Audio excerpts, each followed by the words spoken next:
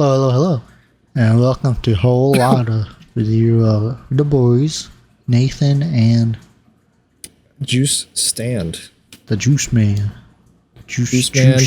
Juiced. Juiced town money. Juiceness. Juiceness. Your juiceness. You know, Uptown. the usual. Juiced. Speaking of juice, we're kind of doing kind of juice, kind of not. What are we doing today? It's like different summer fruit drinks you may have at a store near you, and which ones we think are possibly the best ones to get for your money. Yeah, I don't know if any of these flavors are summer exclusive. Like, I don't know if they come out specifically during the summertime. I can't tell you that. But I can tell you that these are all flavors that you would associate with summer and usually drink during the summer. And I haven't seen most of these flavors. Maybe one of them. I haven't seen most of these flavors outside of the summertime. Summertime, yeah. So they might all be exclusive. What is the first one we're starting off with? The first one is a little peach, white peach, not just any white peach lemonade from Chick-fil-A.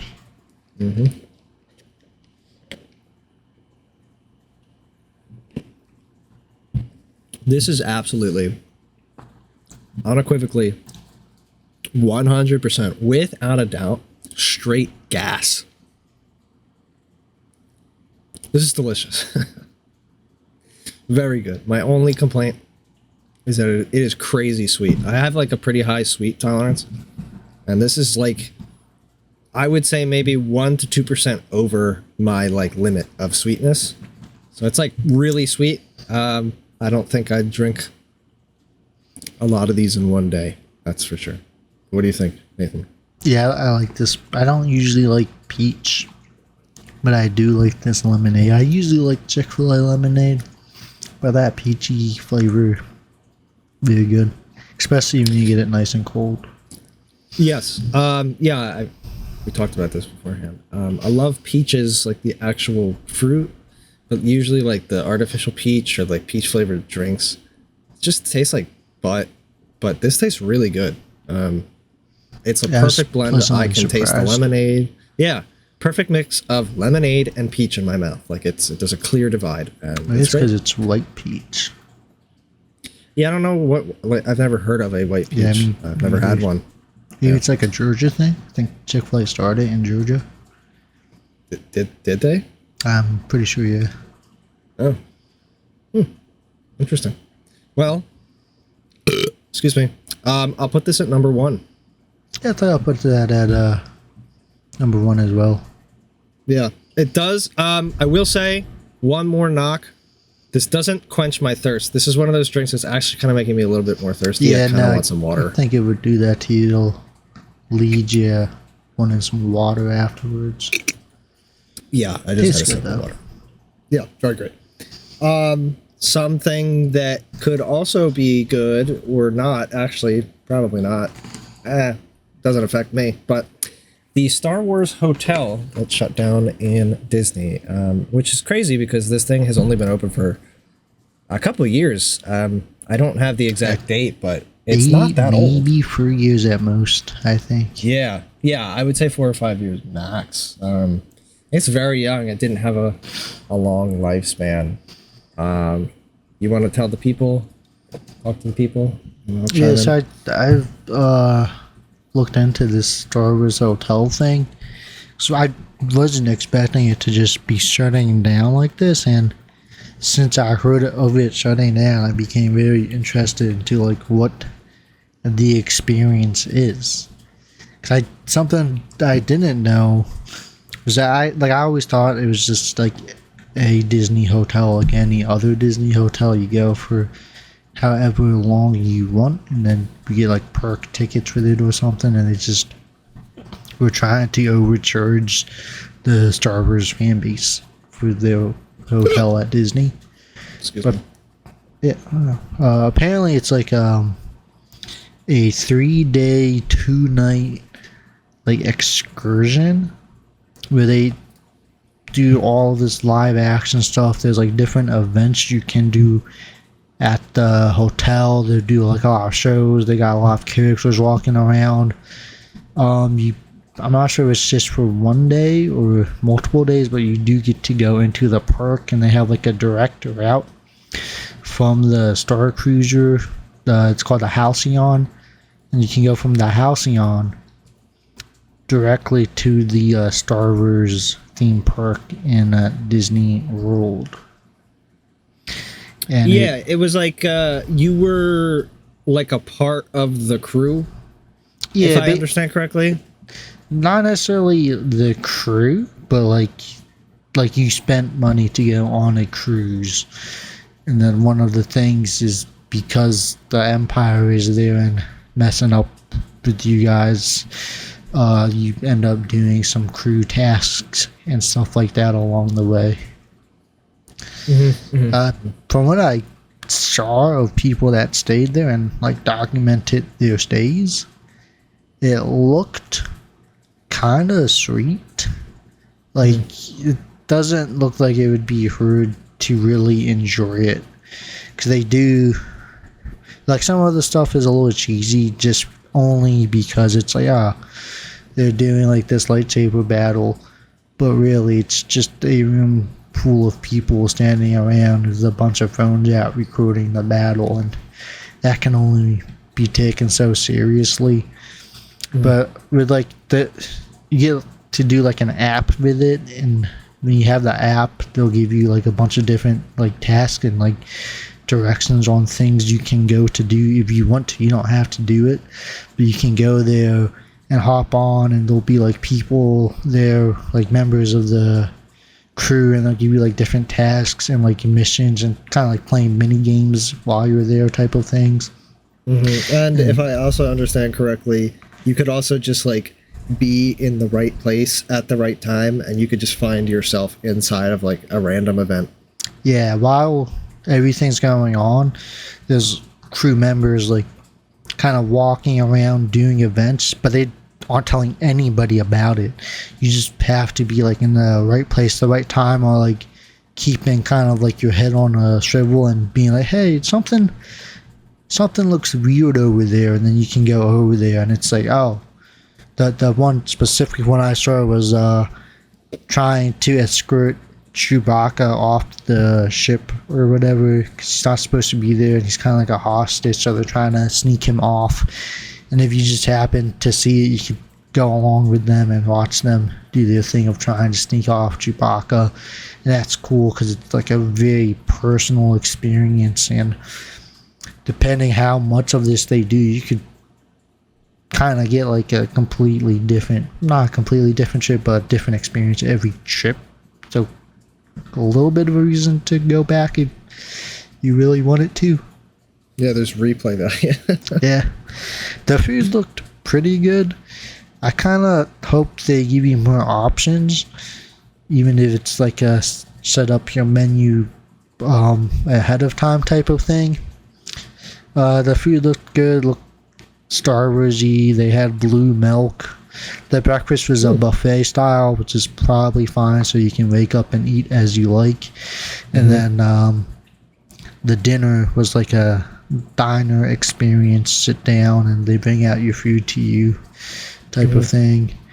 There's a bar there, but I was saying I hope they have more of a menu, because the main dish was a fish, and I'm not a huge seafood fan, so if I could, I maybe would prefer a steak, if that's a thing. They got like Star Wars lightsaber training and stuff like that. Obviously, the big reason why this hotel might be considered a failure, probably a lot of reasons why more people haven't done it yet. I'm assuming you're going to mention the price. Yes, it's very expensive. I got the website up. So the 2-person guest cabin, like the entry level one, is $4,810 before tax. Is that per person? No. It's $1,200 per person per night. So that would be like the total for the whole stay.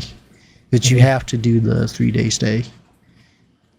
You can't just go for a day or anything because it's the whole experience. That's another thing I could see that could be like problematic, not to just interrupt you, but like, you know, when I'm going to a hotel, my primary function to go to the hotel is a place I can live for the exact amount of time I'm going on vacation. And like, if I'm going to go to Disney World, chances are I'm not just going to spend 3 days there. Now, yeah, okay, you could just like book another hotel, but I don't know. It's just like, it just seems like a hassle. Yeah, I don't know. It does seem like a hassle, and like, yeah, you're right. Like, people, I mean, some people might just go for 3 days, especially at these prices. Might be hard for some families to afford plane tickets and this cost. Yeah. Oh, here's another thing too. Like, the events and shit, like, are you locked in this hotel all day for the 3 days? Are you just here? Because, like, again, if I'm going to Disney, I'm not just going to do the crazy kooky hotel experience. I'd like to go to the park. Yeah, I think you'll be like locked into the hotel. I'm sure there's probably some type of outside area.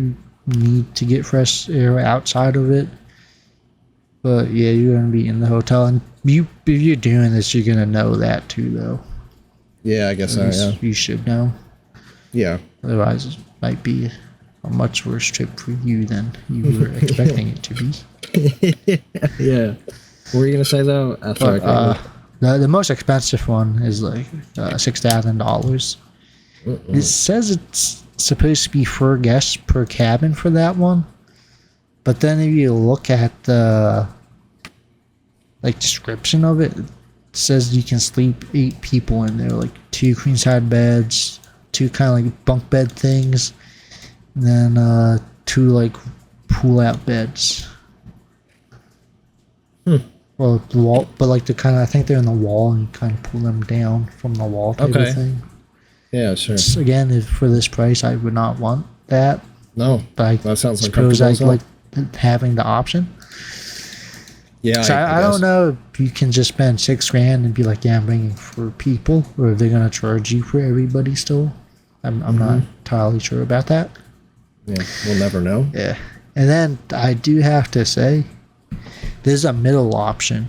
So if you get one of the 2 expensive ones, your room is like just so much nicer than the baseline room that they have. Or maybe this is just prices, roundabout prices for people not including the room yet. They're not super explicit about it on the website. So maybe this is just starting prices, and like if you're bringing 4 people, it's $6,000 for the basic room. Oh my gosh. I do have to say, if you get just the basic room, especially after seeing how nice the other rooms are, you're really going to be feeling priced out.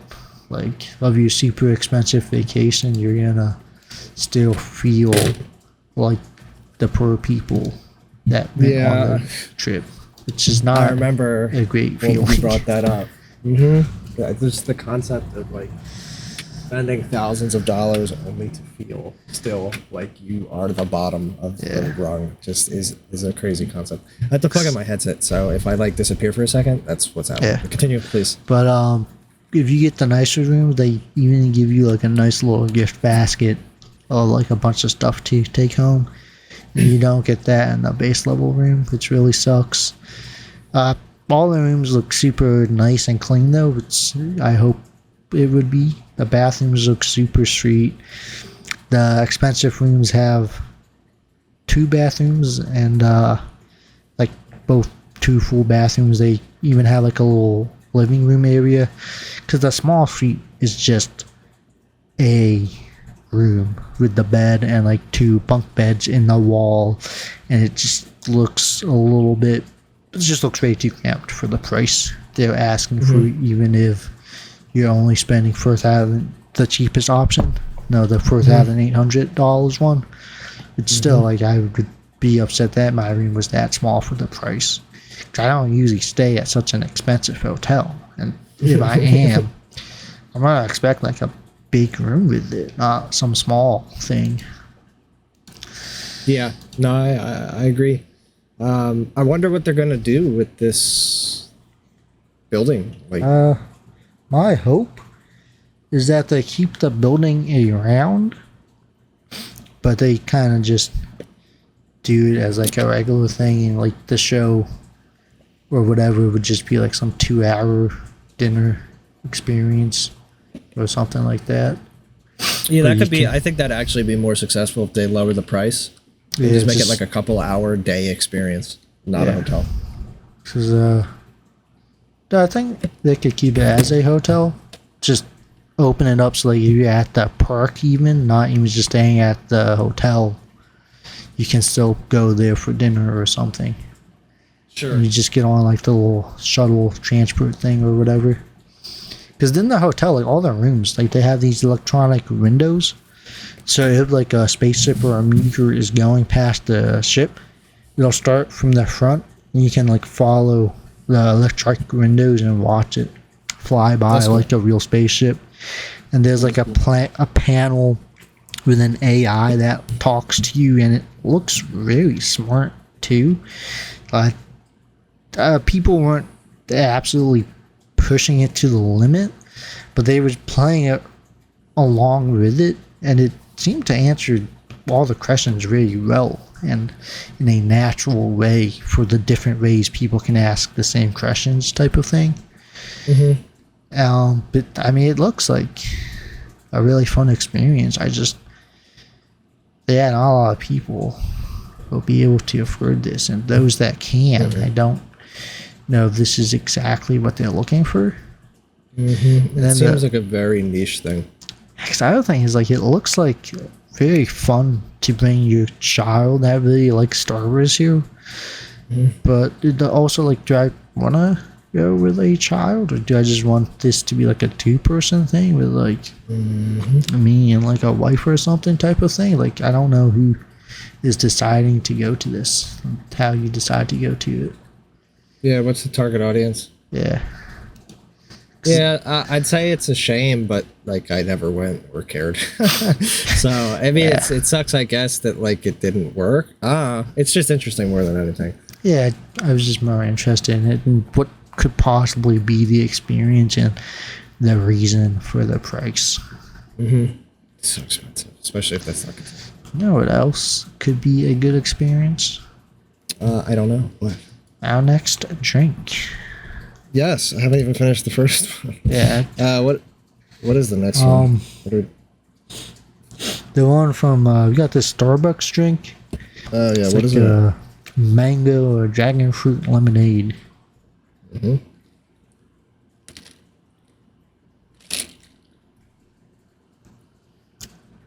I like this one a lot. I think you are not a huge fan. I think I just am not a big fan of dragon fruit. It feels like it's missing something to me. Yeah, dragon fruit is like I've had a lot. Well, not a lot. Okay, that's wrong. But I've had a couple just like base dragon fruit, nothing else in it. Drinks from like Starbucks, and like the sound of dragon fruit, the name, the deep purplish pink, and just like The the way it aesthetic and looks yeah, cool. the thought, the scent, the sound of the actual name. You think it's just going to be this crazy flavorful experience, and then you drink it, and it's pretty just kind of bland. It's like I've had actual dragon fruit too, like fresh from the tree. I went to visit some of my family in Laos, and I think maybe it was just a friend of the family, but we went to their house, and in the backyard they just had a dragon fruit tree there, and so they picked one off for us and gave it to us, and even then it still wasn't like that good. that sucks. Yeah, That's a shame. seems super sweet, but it's not really. Yeah, no, it's pretty bland. Damn, that sucks. All right, well, I'm gonna put this one at number 2. Yeah, I'm gonna put that number 2.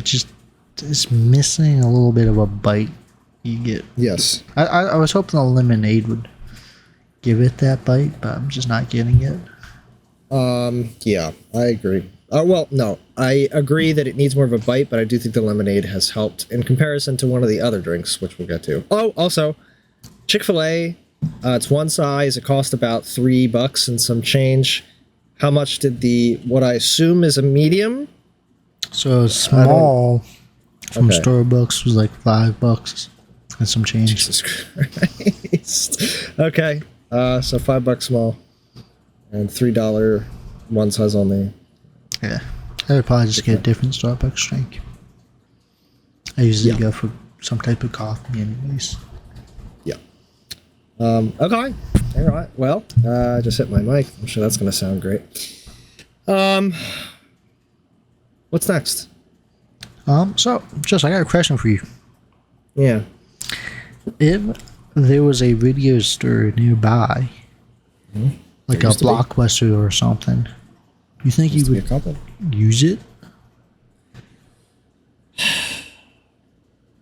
So automatically, I want to say yeah, because nostalgia. Yeah. I used to use them back in the day when they were around. Going as a Loved kid using them. was like the best experience. I was always like going to Always Disney fun. World, man. Yeah. So much fun. Looking at all the movies and stuff. I always remember getting scarred for life looking at all the horror movie covers and having nightmares. Oh, good times. So, like the little kid in me says like, yes, but I look at it logically and like, I don't know if I would because I'm a gamer. I primarily rented video games. I didn't really rent movies. Not to say I didn't like movies, but let's just say I like movies a lot more now as an adult than I did as a kid. So I was just going there for games. Nowadays, I only play on my computer, and you couldn't even that was never a thing. There was no such thing as renting PC games, even when PC games were physical. But now PC games are pretty much 100% digital, so I can't really go to the video store and rent games. I don't really touch my consoles. I can't either. I mean, due to you my might current if desk you could go setup. rent some games. With my current desk setup, I literally can't use my consoles. There's just not enough space. So if I could use my consoles, yeah, yes, I would actually, because there's at least I can think of at least one game that is on a console that isn't on a PC that I would like to play and I don't have, which is Gran Turismo 7. So yeah, I would definitely go. And in terms of movies, honestly, I might, because I feel like if video stores were still around, I feel like renting a DVD or a Blu-ray from a video store would objectively be cheaper than renting it on like Amazon Prime or something. I don't know why. I just feel like it would be. And if that's the It case, might be. yeah. I think it I'd might make be the about the five. same price though. If it's not, I would make the 5-minute journey to go to the store and rent a movie. If it's the same price, I probably wouldn't. I'd love to, but probably not. Yeah, I keep trying to think of how much I would go to, because I think if one did open up, it couldn't be in like a mall where like you have to drive to it. It would have to be in some type of suburb where you can walk to it, like near people's homes, close enough I agree. for them to walk to. I agree. And then I think after the first 3 to 4 months, I think people would generally be over the nostalgia of it. And I think that one thing that would have helped be trying to make it a cool experience to do it with your kids, because a lot of people remember being the kid and going.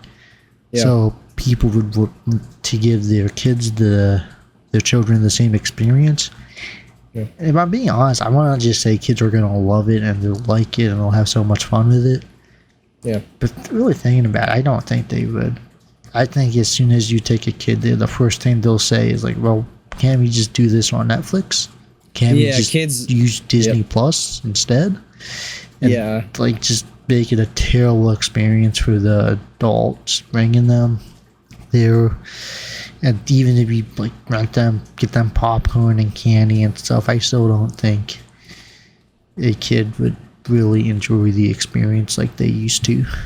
Yeah, I agree that this generation of children would not get it.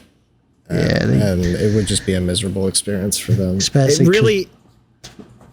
No, go. I was gonna say, because I think another thing that's gonna happen is they're just gonna be like, well, I'm gonna watch like The Mandalorian, and that's still only gonna be on Disney Plus. Like you can't rent that from a movie store. So, yeah, I agree.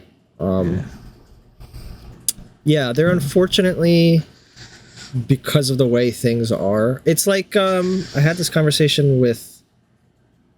I don't know. I don't think it was you. It was either you or our friend Ben. I don't remember, but I had a conversation about like Discord. It's like it's a sick quality of life change, and it is objectively better than everything before it, and just using in-game chat. However, the days where everyone was just like talking in-game chat were fantastic. And I would love to go back to those days. But if those days were to try and make an attempt to come back now, it wouldn't work, and I wouldn't go back because we have Discord. So why would I do that? Same thing with the video store. Like I would love nothing more than to go back and use it. But like if it came out today, I don't really have a reason, and I hate that. But it's just how it is. I would love to say I would go a lot, but I just don't know who I would. Yeah. Say, what am I? Like, one of the experiences that came into my head is like, you're like a girlfriend or something and rent like a porno. But even then, like, that's like a one-time thing. I can't imagine. That's some taxi driver shit. Yeah, I'm just gonna be like, I can't imagine it would be that fun to do it like all the time. I think once you do it once, you have the experience of it, and it's like, oh, I did it. Yeah, I mean, so yeah, that is one thing I never got to do as a kid was porn.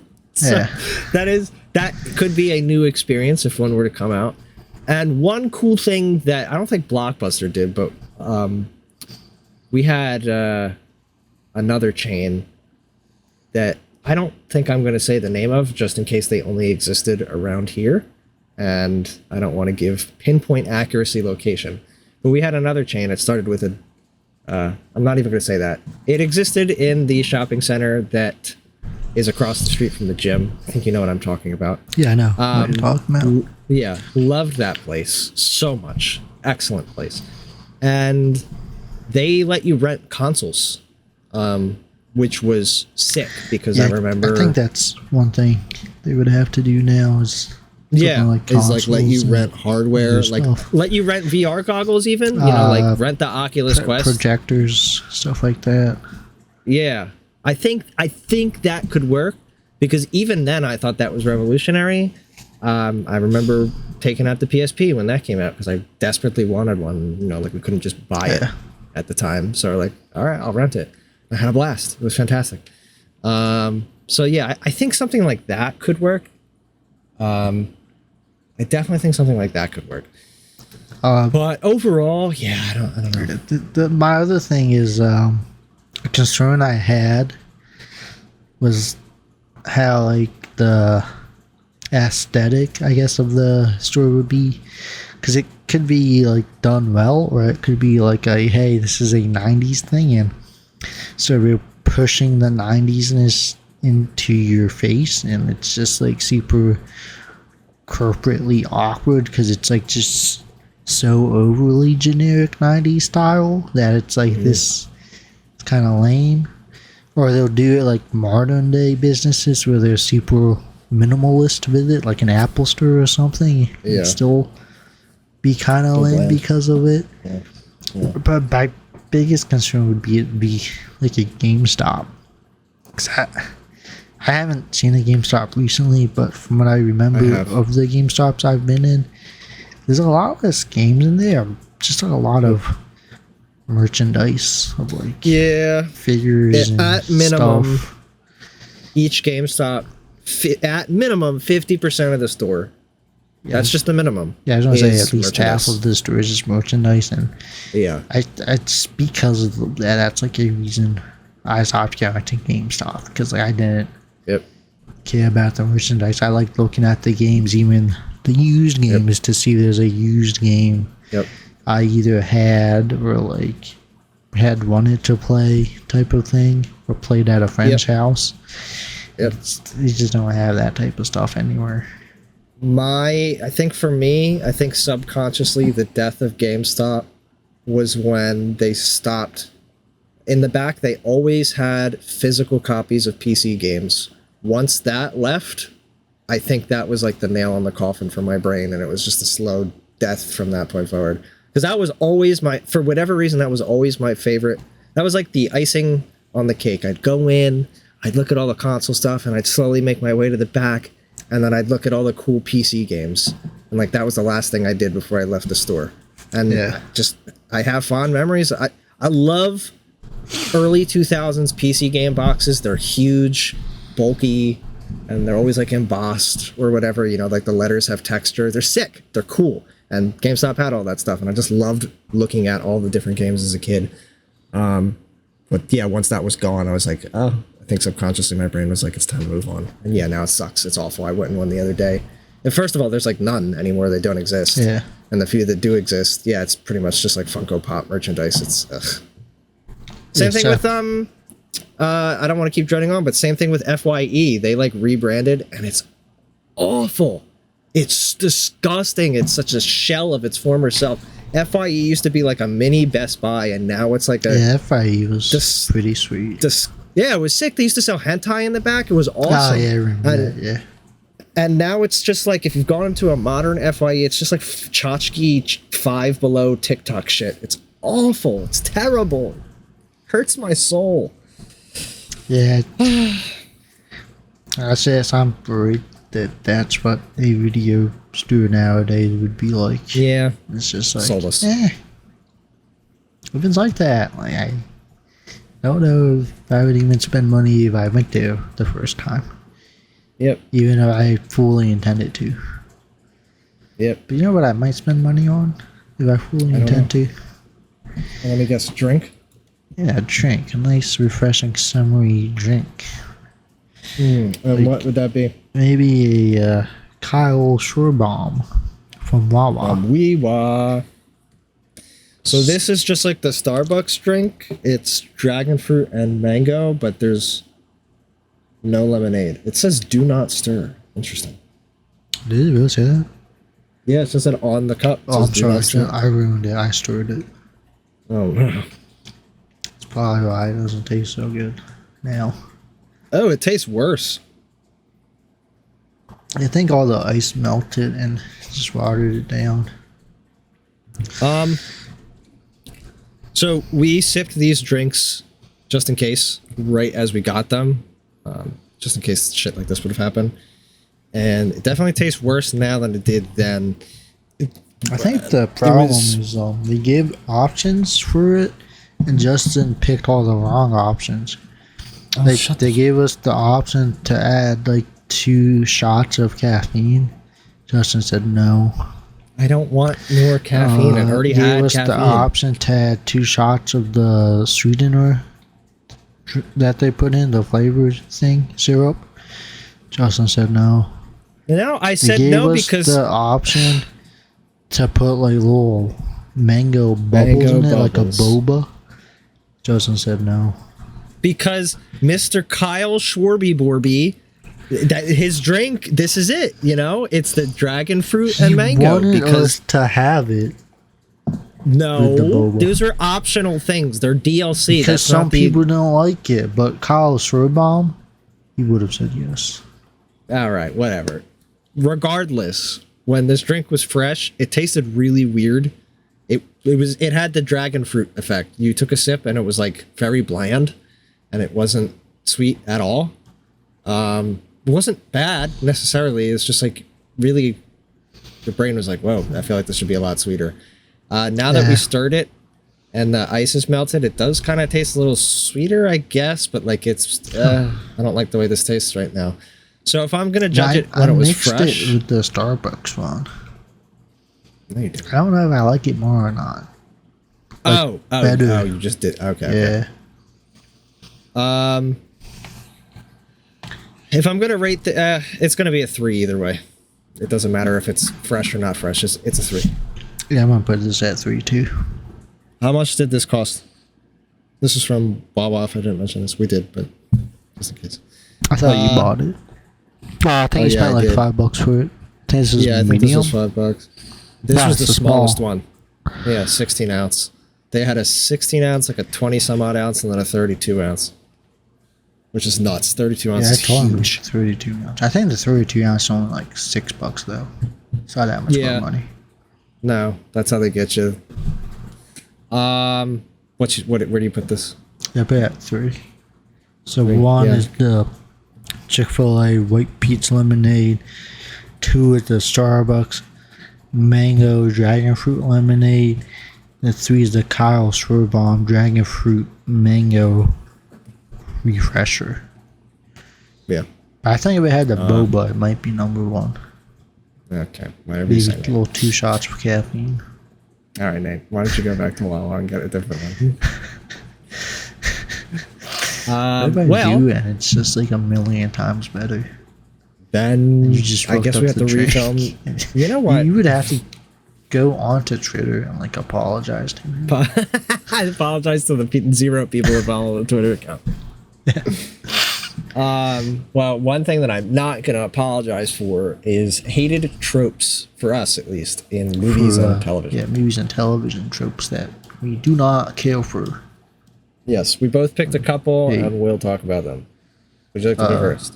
What's your first one, Justin? Okay, well, my first one is an interesting one. It's the hello when someone's alone and like some spooky noise happens. Oh, okay. I thought you just because he wrote it in Discord to me. I thought he was just saying hello to me, and I was like, okay. No, that's my trope. First one. So like I normally hate this one, and I still do, but I have an interesting connection to this one because I unironically did it the other day. I was in my bathroom alone in my house, and like I heard some noises, and my gut reaction, my automatic reaction was like hello, but like I didn't say. I thought my dad or my mom came home, so that's why it kind of just came out. If I was like alone in a haunted house and like I heard a scary noise, I probably wouldn't go hello. But because I thought my parents came home, that's what happened. So I have to give it a little less hate. I think the reason you hate it is because it's too real. It's too real.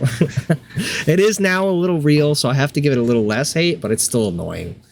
Yeah. I guess I can see that. True. So the first one I had was like somebody like hacks into like the TV networks or like every screen online, like every screen in the world, or in some cases they don't even have to do that, but somehow everybody everywhere is just watching it, and this is what it is. Even if they hacked it to force it to be there, just the thought that everybody would stop what they're doing to watch it is like, I don't know if that would happen. But then also, especially if it's the villain, sometimes the regular people aren't going to know it's the villain, but especially when they do know it's the villain, and the villain comes in, starts talking about like what he thinks is some revolutionary shit or whatever, and everybody everywhere immediately jumps boats to what he's saying, and it's just like, yeah, no, he's right. I can't believe it. This is terrible. Like I totally am all for like the downfall of the society I live in because this dude who probably did something illegal to hack all of these screens said this to me, and I just hate it. It's so stupid. Like a good example would be one of the latest Spider-Man movies. I don't want to say the Spider-Man. People watch the Spider-Man kill the people or whatever, and then everybody Mysterio, yeah, people watch Spider-Man kill Mysterio, and everybody was just like, oh, fuck Spider-Man, like clearly he's a terrible person now, and there's, despite all the good things he did, like we shouldn't even listen to what he might have to say about this. I was just like, really? Like just everybody in the entire world just hates Spider-Man now. It is annoying, and it's also like it always feels jarring too when it happens, because like literally the movie comes to a screeching halt, so like an exposition dump can happen on a screen, and like it's not the same level as what Nathan's talking about, but like a very good example of it, like just being like tonally weird and kind of like screeching things to a halt. I think about the scene a lot. It's from the latest Batman movie with Robert Pattinson, when he's in that building for the funeral and that guy is tied to the chair with like a bomb around him, and he holds up a phone and Batman answers the phone, and then he's just on a FaceTime call with the Riddler. I literally couldn't stop laughing through that entire scene, because the concept of this dude strapped with a bomb and Batman and the Riddler just having a FaceTime call was just so... First of all, the whole scene came to a screeching halt because exposition dump. And it's just so absurd. Why is Batman on a FaceTime call with the villain of the movie? It was so stupid. I couldn't stop laughing. So yeah, I'm gonna agree. I'm not a huge fan of the screen or multi-screen exposition dump, especially if they make all of the people immediately forget all the good that the good guy has done, and now they hate it. Especially if it's the known villain. Like I was watching the show, and the dude everybody knows is a villain came out, said like, oh look, the hero killed somebody, he's not a great hero, is he? We shouldn't trust any heroes ever. And everybody was just like, oh, I guess this guy is right. Like, this one time this hero killed somebody means all heroes are bad.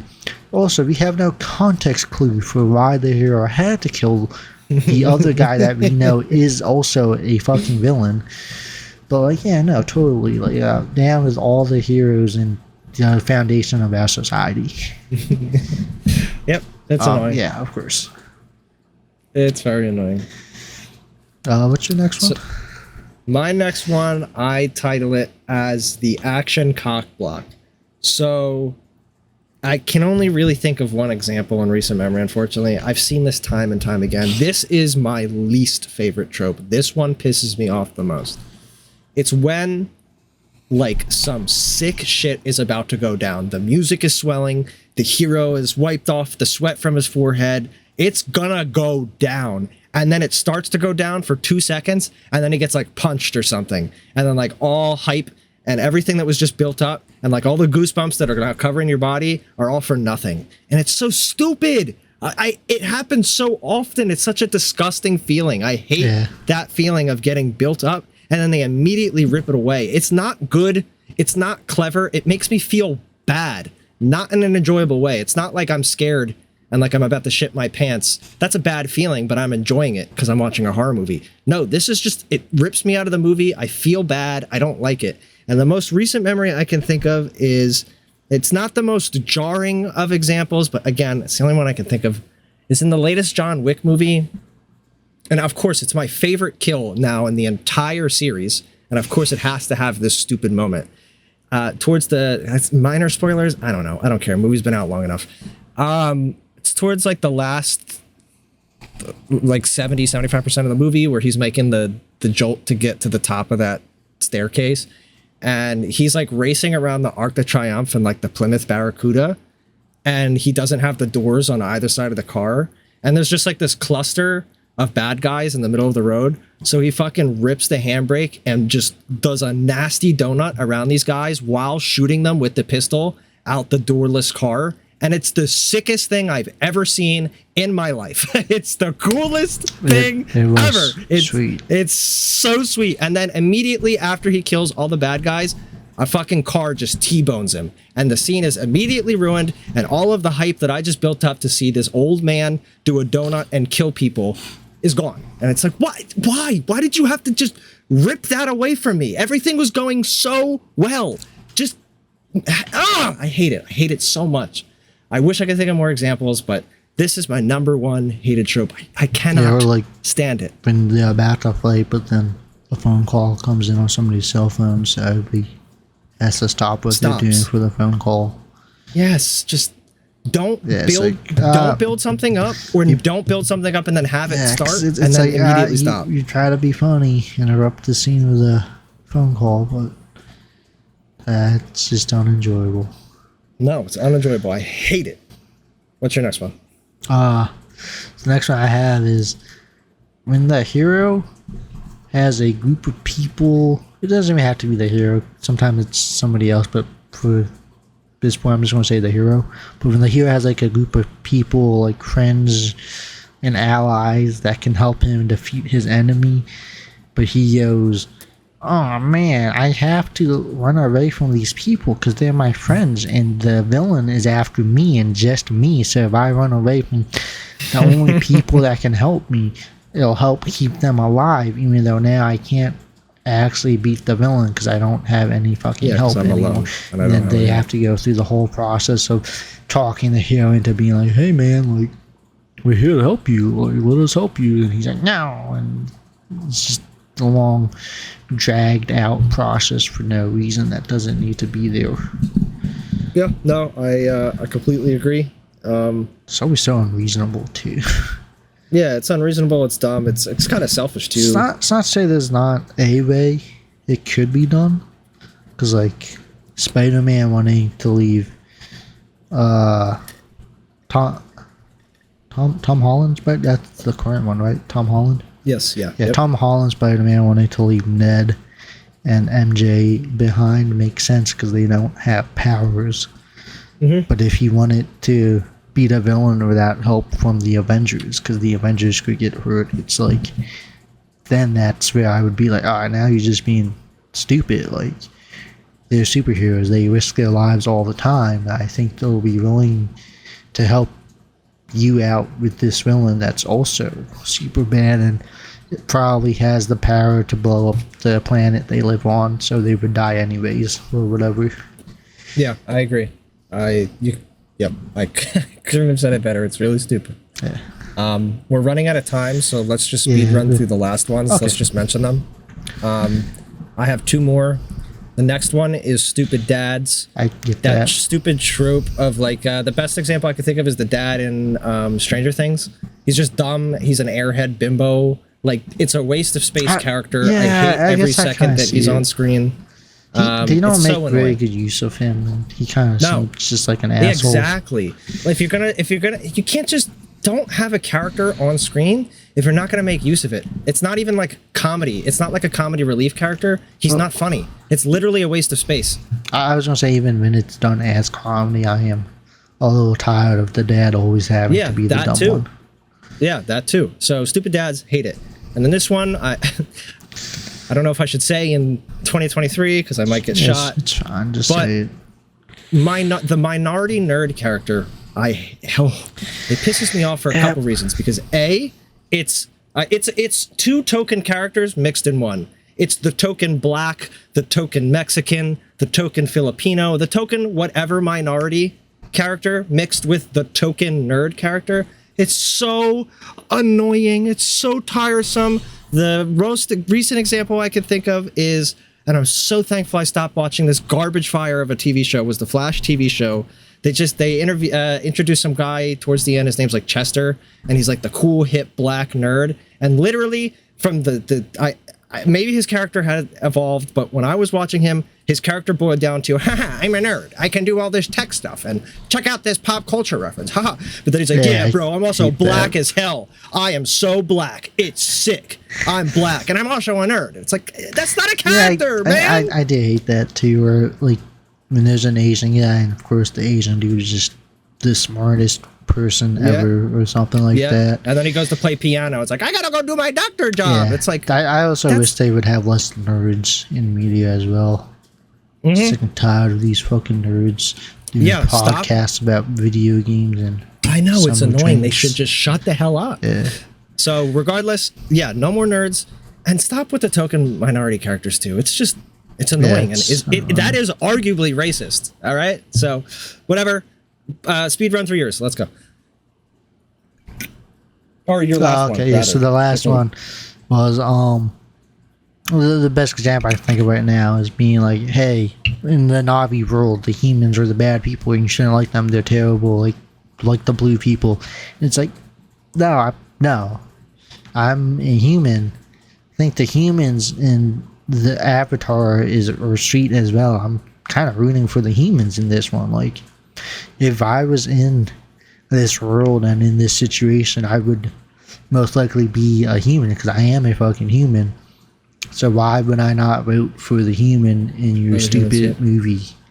Like, yeah, basically when the movie portrays one thing as bad clearly in their opinion, especially because it's so first too all the time, it just makes me hate it more.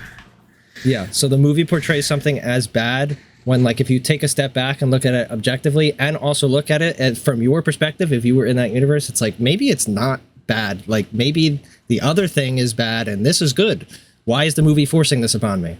Yeah, I just don't like that. Yep, it's annoying. Okay, that's it. But you know what else is it? What else?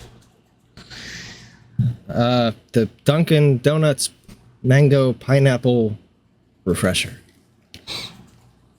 So this is a medium, and out of all of the drinks here, in comparison to all the other drinks here, this looks like a large.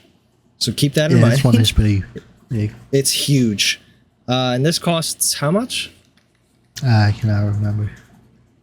Anywhere between $3 and $5. Yeah. I don't think it was too expensive. You definitely get more than the Starbucks and the fucking Wawa one. Oh yeah. So I liked it. I just wanted to say I think we got it small at the Chick-fil-A. So it's one size, she said. Oh, okay. Yeah, what you see is what you get. I like this Dunkin' Donuts one a lot more when it was fresh. Yeah, when it was fresh, it was very good. Yeah. All right, if I'm to base it on it being fresh,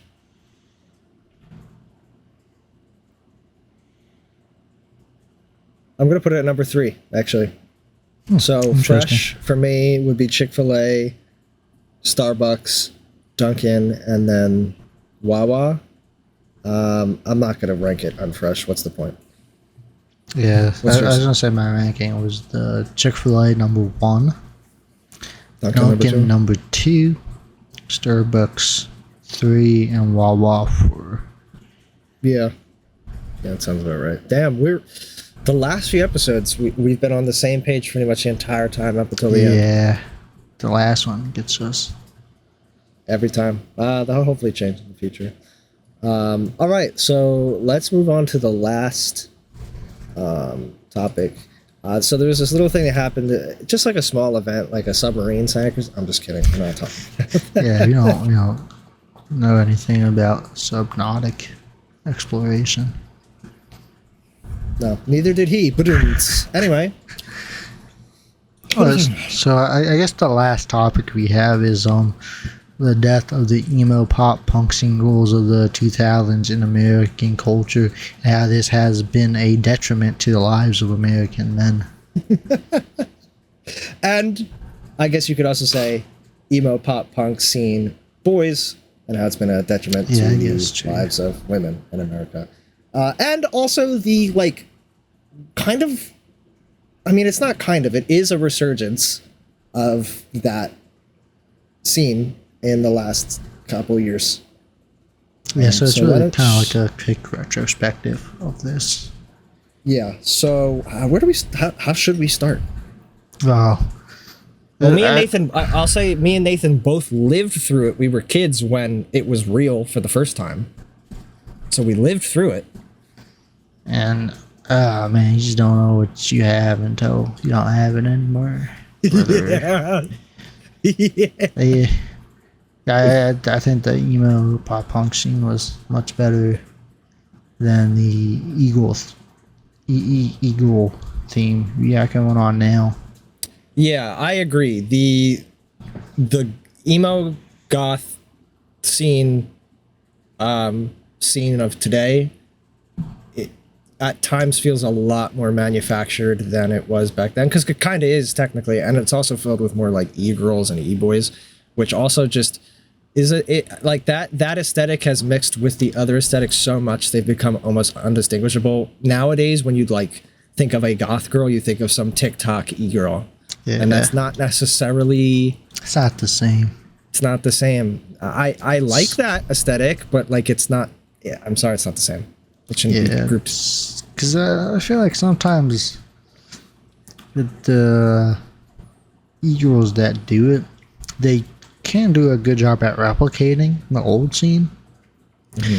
But they do it for like a month for their viewership. Then like the next month they'll move on to something else. Or whatever That's that not is. what you told me in the car, Nathan. Well, I told Justin in the car they do it for their OnlyFans. And then they'll get naked in a different way the next month after that for their OnlyFans. Because it is a cycle for them. Like every month they have a different OnlyFans theme. Sometimes it's the emo pop punk scene. You know, variety is the spice of And life. their average is just being an e-girl type of thing. Yeah. So back in the early 2000s when it was like real and when it was happening, I was very young and so is Nathan. So like I can't give you like a full perspective, but like from what I remember, it was great. Like I'm so happy to have been alive during that time and to experience that because it definitely shaped music for me. Not like as much as some other people, but like it definitely helped. In music. Yeah. Yes, it definitely helped shape my taste in music. It definitely helped shape my taste in women. Yeah. And it definitely helped shape my taste in like Cheese. interests. Oh yeah, interest. Wait, what did you say? I didn't hear you. I said cheese. Yeah, sure. Whatever you say, Nate. And like we were talking about this in the car earlier today. Like, I feel like at first glance, when you think about it, since we were young, it's like, you know, were there even really a lot of that many goth or scene people out there? And it's tough for us because like we were like, again, like in elementary school, super young. So obviously none of our peers were involved in this whatsoever. You'd have to be really like high schoolers, college age to really have the experience. As I was telling Nathan, I remember many a times going to the malls and seeing all the goth mall rats, seeing them all hang out, seeing them all in the skate park. Yeah, and like especially dispensers and stuff.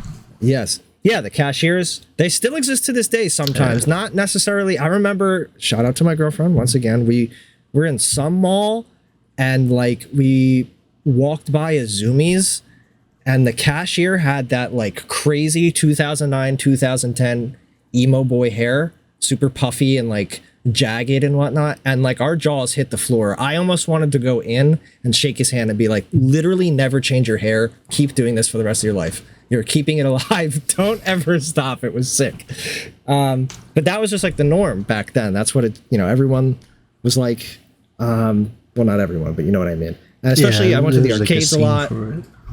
Yeah, I went to the arcades a lot as a kid and plenty of people there, especially the people that played DDR or any of the rhythm games, definitely had those black baggy pants on with the multitude of zippers and wallet chains and definitely had piercings and striped shirts and shit. And it was great. It was cool.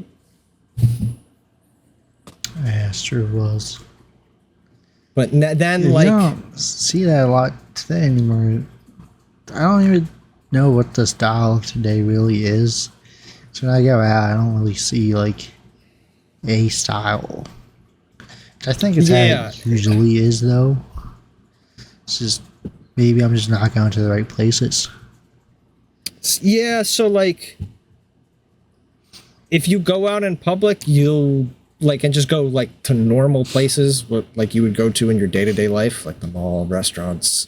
I'm shopping, talking whatever. about when I go out to like bars and stuff right now, though. Yeah, I'm getting there. Oh, okay. When you go out to regular places, you're not going to really see that. When you go to more specific places, more like outing entertainment, you like will see more. Right? Like an Outback steakhouse. Sure, whatever you want. What are you talking about? Not what I'm talking about. You will see more, but even then, you won't see as much as I feel like you would have seen back in the day. But if you go to like more fringe, niche specific places, like the barcade. When we went the other day, there were definitely a couple people I would have considered as scene or goth that were there. Yeah, like that one chick that our friend wanted to hit on. That was at a Kung Fu Necktie. No. The one that was alone playing the games, and he was like, I think I'm gonna go hit on her. Okay, now you're talking. Well, I don't remember exactly, but yeah, okay. You did say something. But yeah, Nathan is right. They don't. It doesn't seem like they exist too much now. Of course, if you go to like a fucking Sick New World or any sort of metal or pop punk show, yeah, you're gonna see tons. Probably even more than what you would have saw back in the day. That's the problem. I gotta go to the concerts now. Yeah, no, it's like honestly, gotta go to the concerts. We went to an emo night at a bar one time, and there were 0 people there that looked the part. Yeah, I was gonna point that out. Like Which everybody was jamming out to the songs. Everyone of that era. was jamming out. Everyone knew the songs. Yeah. Everyone was singing, but no one looked the part. Yeah. Which is unfortunate because we have. Let's be honest. We've got a lot of casualties. There's tons of, unfortunately, dead emo boys and girls that have transitioned into normal human beings. And it sucks. Yeah. It sucks, man. They grew up. I hate it. Don't do that. I would just look to a bunch of OnlyFans thoughts and their usual vibes. Which I will say, like, the kids of that generation are going to grow up and be like, man, what happened to all the e-girls? Where did they go? And, you know, I'm not going to be disappointed for them. I'm going to be like, hey, man, I had the same experience, brother. Yeah, welcome to the club. It happens. You're an adult now, huh? Welcome to the club. Yeah. I will say one last thing. The punk, goth, emo, whatever you want to call it, scene was like such part of the zeitgeist that like every early 2000s cartoon had some hot goth girl in it, whether it be on Nickelodeon, Cartoon Network, whatever. And that for sure, Disney, yes, that for sure ruined my brain. It definitely rewired my brain. And again, also contributed to my taste in women. They knew what they were doing and it worked. The whole generation of kids got psyoped by hot goth girl cartoon girls and it worked. I fell for it. They took it away from us. Those bastards. Those bastards! Yeah. It sucks. That sucks. But yeah, that's about it, I think. Anything else? I do want to say, you did bring up a point. There is still a small pocket of it. It's just very small. Yeah, you don't if you know see where it that too pocket much. is, please let us know. Please let us know. Please. I would love to meet more people like that. It's just always fun to be around too. Yeah. They were always cool people. Like I always enjoyed their presence. The few times I ever interacted with people like that. Yeah. Again, I was super young, so it wasn't like a lot. But the few times I ever did, yeah, cool. So yeah, that just about does it. That does it for this podcast. Yes. The ending spiel. Check us out on Twitter at Whole Lot of PC. Again, no one is following us. So it would be cool if maybe someone could follow us. Please. What else? My YouTube channel, Super Sealman 777. I made a new video since the last episode, and I put a lot of time and effort. I would appreciate if you went and looked at it. That'd be sick. And lastly, I just want to shout out a couple more people. I want to shout out the same person from the last episode, my friend Mike. I will put his website back up there. And I also want to shout out, I hope I'm pronouncing his name right. Mike's friend, his name is Mario Cerrito. I hope I'm pronouncing his last name right. A couple days ago, well, last week, not a couple days ago, I got to work on his indie horror film set as like a grip I did some behind the scenes work, helped set up some lights and stuff. So super grateful for the opportunity. I appreciate it. I don't want to say the name of the project in case he doesn't want me to say it, but keep your eyes peeled, I guess. Watch some of his other movies. He is most well known for the indie horror cult classics, Human Hibachi. So give him a watch. And yeah, thank you. Yeah, thank you. I appreciate it. And outside of that, I don't think I have anything else to say. I don't have anything else either. Okay, well, have a good day, evening, whatever. Have a blessed time until our next podcast. Thanks for listening. Oh, and sorry it's late. I had the stomach flu, and I was dying for like 8 days straight. So, yeah. But not actually dead. Just doesn't care about the fans. Yes, I don't care about the fans. Screw you guys. Bye. Bye.